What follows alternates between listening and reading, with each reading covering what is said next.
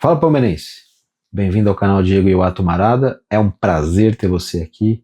Pela primeira vez ou de volta, aqui a gente fala de Palmeiras todo dia.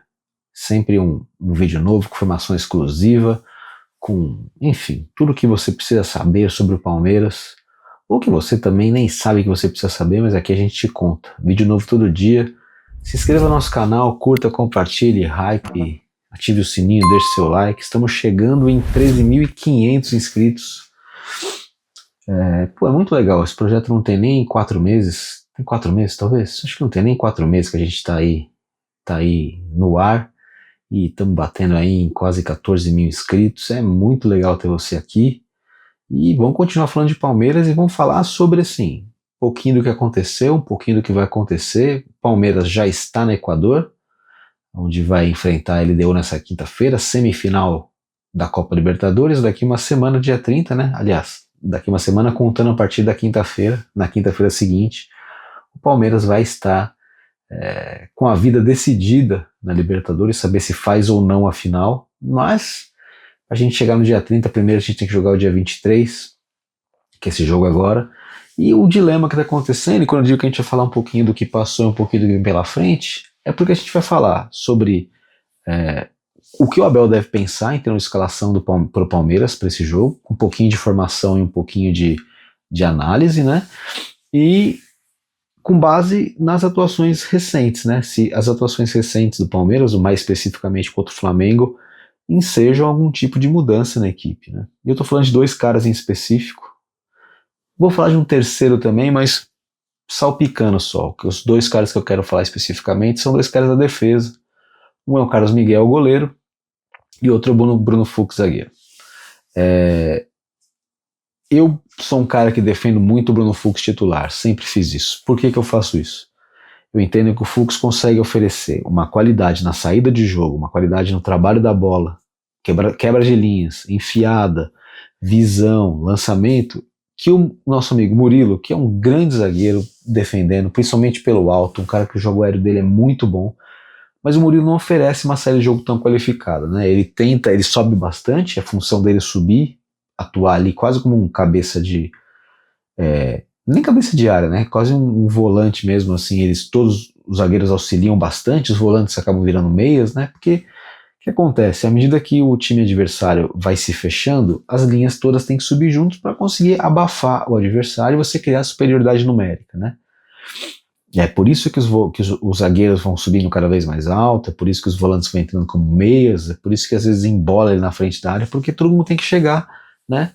Para conseguir fazer com que o time tenha superioridade numérica, ou seja, ataque com mais jogadores do que o adversário defenda. A tônica do futebol moderno basicamente é essa, é você criar superioridade numérica. Por isso que muitas vezes um goleiro que joga com o pé é tão importante, um goleiro que participa do jogo com o pé é tão importante. E por isso que eu penso sempre no Fux como opção melhor que o Murilo, né? Por causa dessa qualidade com a bola no pé. Mas contra o Flamengo o Fux não foi bem. Ele no primeiro gol, ele toma um giro do Pedro, que ali é uma jogada, não sei quem foi o PVC que falou isso, não sei quem foi, mas é aquela jogada que você chega e mata a jogada. Mata a jogada ali, resolve, faz uma falta. Agora, a partir do momento que você permite o giro, aí complica, cara. Aí você deu a possibilidade de um cara como o Pedro pensar, olhar e lançar um cara com a qualidade do Arrascaeta. Aí complicou, né? No primeiro gol, o Fux falha. No segundo gol, eu considero que ele falha. Aí vão falar assim, pô, ele foi empurrado. Cara, eu falei isso já no nosso vídeo de ontem, eu falei isso no MM, no canal do Paulo Massini. Pra mim, o Fux foi mané nessa jogada. Você tá jogando contra o Flamengo, no Maracanã, você tomou um encontrão, ou que seja um empurrão do adversário, cara, não conta com a falta, cara. Não conta com a falta, né? O Massini falou uma coisa que eu achei interessante, né? No canal dele, no programa que a gente faz juntos. Se vocês não conhecem o canal do Paulo Massini, sugiro que você se inscreva lá também, mas muito possivelmente você já conhece, né? O Massini é um cara que ele é muito conhecido dos cortes do G4, do Band Esportes, enfim, um cara que está aí há muito tempo falando de Palmeiras. Mas onde eu quero chegar? Que o que o Massini falou que é interessante, né? Você tem que ler o jogo. E o Fux não soube ler o jogo, e o Palmeiras como um todo não soube ler o jogo. Pô, tava na cara que já Tava dando para perceber que o juiz não estava dando muita falta, né?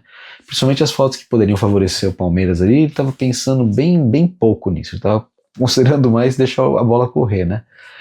E aí quando o Murilo é empurrado ali, ele demora para perceber que, porra, se o 9 do time, você tá marcando o 9 do time, o time tá atacando, o juiz não deu a falta, o mesmo que ele vá dar a falta, se te empurrou, levanta, cara, não conta com a falta. Então eu achei que o Fux foi mané nisso aí, foi ingênuo, foi inocente, foi burro, né? Trocando em miúdos, foi uma atitude meio burra da parte dele, mas eu acho que ele é um grande zagueiro assim mesmo, né? Considero que ele é um grande zagueiro e ele comete o pênalti ali, né? Então eu acredito que ali faltou malícia, né? Faltou um pouco mais de inteligência para ele nessa jogada. Mas enfim, isso faz parte também do futebol, o cara acertar e errar.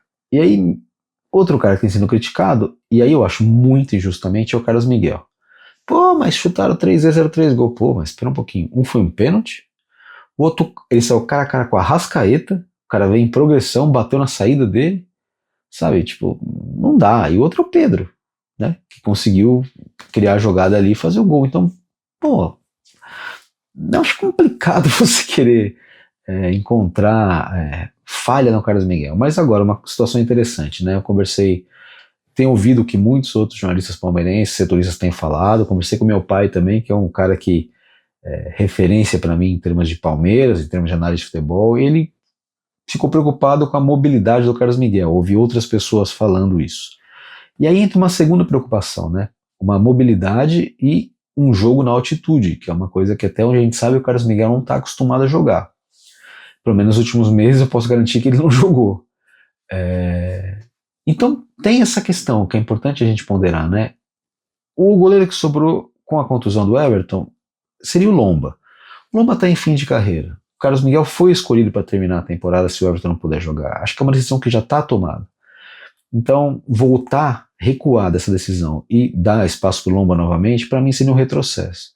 Eu acho que agora o Palmeiras tem que apostar no Carlos Miguel. É o goleiro que temos, o Palmeiras pensando, né? É o goleiro que temos, é o goleiro que está em casa, é o goleiro que pode ir para o campo, ele está preparado, ele vai ganhar mais ritmo, ele vai ganhar mais conhecimento, ele vai adquirir mais rodagem de Palmeiras, mas é o goleiro que está preparado para jogar, é um cara que está treinando todos os dias, a gente vê vídeos dele treinando, ele está indo muito bem.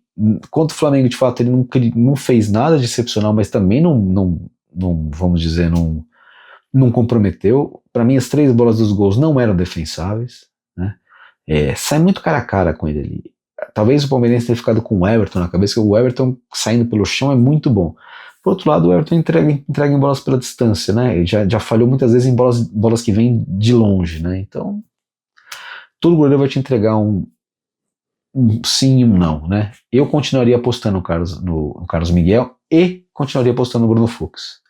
Eu acho que não é porque o Fux fez uma partida ruim contra o Flamengo que ele deveria já perder a confiança do Abel Ferreira e da comissão técnica, e duvido que tenha perdido.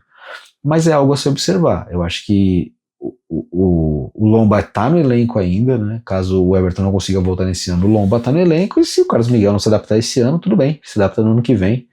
Pode acontecer de ele se adaptar no ano que vem, pode acontecer dele não se adaptar, isso vai ser visto, mas eu creio que uma vez que colocou ele para jogar, deveria dar pelo menos esse segundo jogo para ele, e aí avalia, né?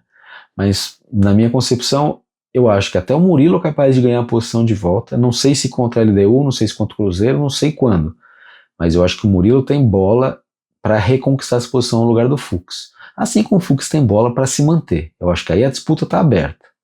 Por outro lado, no gol, eu não vejo disputa. Para mim, o titular, se tivesse inteiro, seria o Everton, e neste momento seria o reserva imediato dele, o Carlos Miguel. O Lomba, com todo respeito, que é um grande goleiro, nunca deixou o Palmeiras na mão, mas ele está mais fora do que dentro do futebol a essa altura. Então acho que a ideia do Palmeiras é olhar adiante, antecipar essa entrada do Carlos Miguel, porque ele deve ser o goleiro a partir da parada do Everton, ou a partir do ano que vem ele e o Everton disputam em pé de igualdade a condição de primeiro goleiro, já que o Lomba muito possivelmente ou se aposente, mas com certeza ele não fica no Palmeiras para a próxima temporada.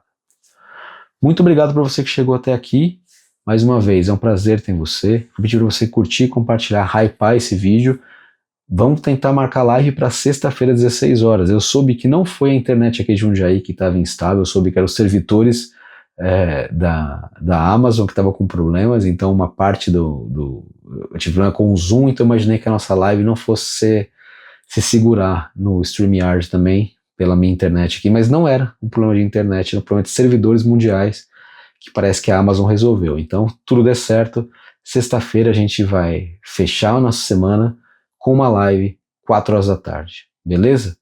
Muito obrigado para você que está aqui mais uma vez. Se inscreva no canal, ative o sininho, compartilhe, conte para os amigos, hype esse vídeo. Para a gente o hype é muito importante.